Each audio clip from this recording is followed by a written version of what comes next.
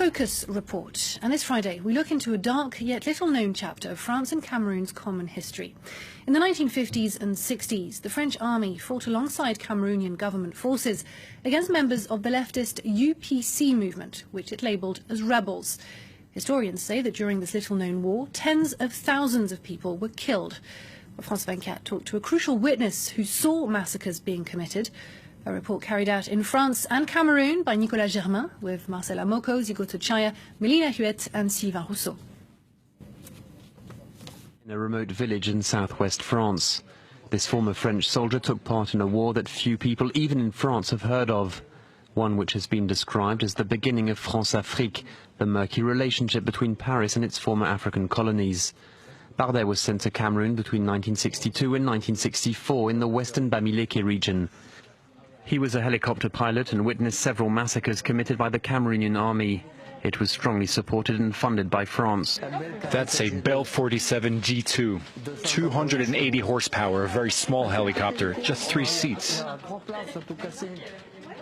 The Cameroonian army, backed by France, targeted members of the UPC, a party that opposed President Amadou Ahidjo.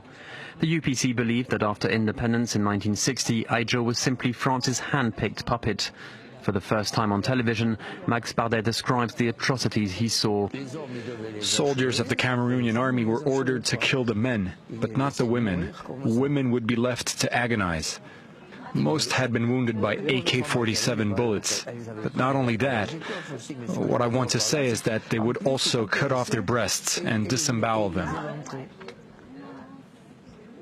During these massacres, Max Bardet was accompanied by a French officer. The officer who was with me was here to be on the lookout and make sure no one would witness what was going on, that no one could ever testify or accuse France and the few members of the French military still present in Cameroon of being involved in what was going on. Bardet says he understands why many Cameroonians remain bitter. If I were them, I would be angry with the French or with France. Yes, really, I would. A new book on this topic called The War in Cameroon has just come out in France. The French carried on with their military activities, albeit discreetly. They would manage or supervise operations rather than having a massive military presence on the ground. This way they could crack down on the UPC nationalists, that's the Union of Cameroonian People, but also on all those suspected of supporting this movement, the so-called subversive elements. This repression, this crackdown was so discreet it was like a secret operation. Indeed, back in France, no one was aware of the extent of these military operations. But not only were these operations off the radar, they were also extremely violent. In the 1960s, you had entire villages being destroyed in air raids. People were being forced into camps surrounded with barbed wire. Torture was becoming systematic. The revelations in this book come after those published in the first edition, and they could have legal and financial consequences for France. The French government is fully aware that the Mau Mau, a group that was violently repressed in Kenya in a similar way and at a similar time, sued the British government a few years ago and won compensations. Lawsuits are still being filed. So I think the French government wouldn't like to find itself in a similar position. But they're also worried of the conclusions that could be drawn from their implication in the war in Cameroon. Because beyond the violent repression, it was one of the cornerstones in building a very peculiar system of French governance, not only in Cameroon, but in all of France's former colonies in Africa. So yes, if people start taking a closer look at what happened during this war, this is something deeply worrying for the French government. And this regardless of whether the government is on the left or on the right. In Cameroon, some still remember the massacres of the 1950s and 60s. Tadei Yemelon used to be the bodyguard of one of the UPC's leaders. In this war, there was no mercy. They bombed places and didn't care if women or children were living there. Tadei Yemelon fought for many years in the Bamileke region against the French and Cameroonian armies. He was badly wounded. After we had been ambushed, I ran away and I fell in a hole. My wound was so bad I lost consciousness. Thankfully, someone carried me to the hospital. He doesn't regret his years in the movement. Better die standing than to live on your knees. France's official position is slowly evolving. In 2009, Prime Minister François Fillon said accusations that France had taken part in the killing of rebel leaders were pure inventions. Last year in Cameroon, François Hollande was the first French president to admit there had been a repression, but he didn't say what actions France had carried out. Now some Cameroonian NGOs want to ask for reparations from France for its role in this war. A discreet war, but one in which tens of thousands of people were killed, according to French and Cameroonian historians. Well, for more on this, I'm joined in the studio by Julie Owono, who heads the Africa Bureau at Internet Without Borders. Hello, thank you very much for being with us. Now, the notion of France-Afrique has always had a murky, worrying connotation, both on the political and the military front. Is it time for the French public to see what's under that veil of secrecy, do you think? Absolutely. It was highly time for such secrecy to be lifted up for two reasons. The first reason is that from a diplomatic perspective, relationship between France and Cameroon have always been very friendly and very warm. But from a non-institutional point of view, that is to say the Cameroonian citizens, Cameroonian civil society intellectuals, there is now a sort of suspicion against the France as a state. This suspicion was expressed during François Hollande's trip in Yaoundé a few years ago, and was also expressed against the French ambassador in France, the former French ambassador in France, who was booed during a huge rally against Boko Haram by many Cameroonian citizens.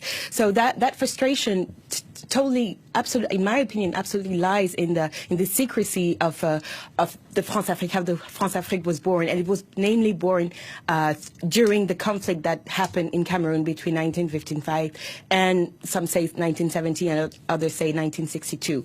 And opening archives, opening testimonies on what happened in that war, which certainly appeased the relationship and the feeling, the sentiments that Cameroonian people and intellectuals might have against the France as a state. And moreover, it's also very important for French citizens themselves. Many of them don't understand and don't know what has been done in their name in certain of the former colonist territories. And it's important today that with the age of information, with the fact that many people now have access to information that were kept secret, it's more and more difficult to hide these crimes. And hopefully, yes, the reports that France 24 has done and the one that France 5 had done back in 2007 already, France 5 being a French TV, public TV channel, also a book named Cameroon. All these documentaries have been very important and will continue to be very important to open up the speech and the discourse on what really happened. And what I think is important is to move from the historical perspective, but now go to the legal perspective and know what is legally, how legally those crimes can be named. We know that war crimes have been committed. There is this Max Vardet who apparently existed because in the book Cameroon, it was the authors doubted that he was a real army agent, but he actually existed, and he actually acknowledges and recognizes that he has committed war crimes. Now these war crimes fell under prescription, which is 30 years, so obviously they cannot be persecuted. But now there are other crimes that have been committed, and specifically the question is whether a genocide has happened in Cameroon.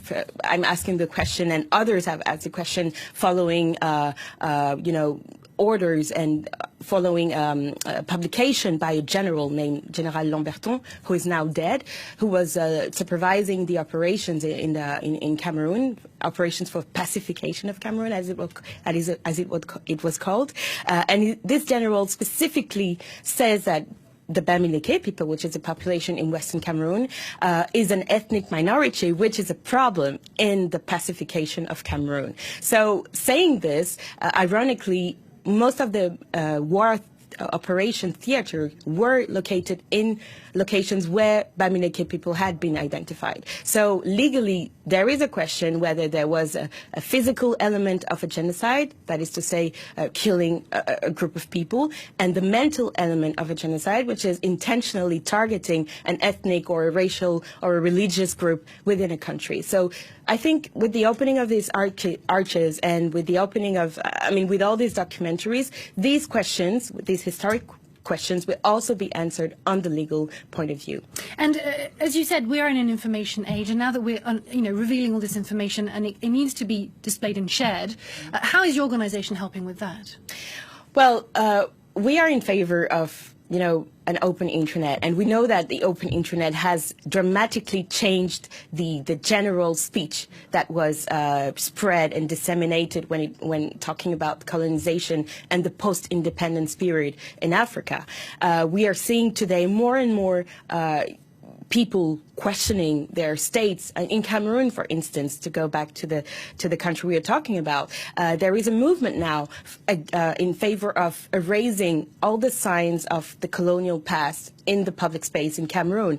For instance, there is the statue of General Leclerc, which was destroyed by a militant who was later arrested and jailed for a certain amount of time. Same in South Africa. In South Africa, we remember the Rhodes Must Fall rally and campaign, which eventually ended up bringing down the statue of Rhodes. So I think the information age and the openness of the internet, the ability to have access to certain documents that have been kept secret for such a long time, obviously allows this type of discussion today. I doubt that 5 years ago we'd have discussed this on France 24, a subject as a war in Cameroon on France 24. So, Thank you very much for having spoken to us on behalf of Internet Without Borders.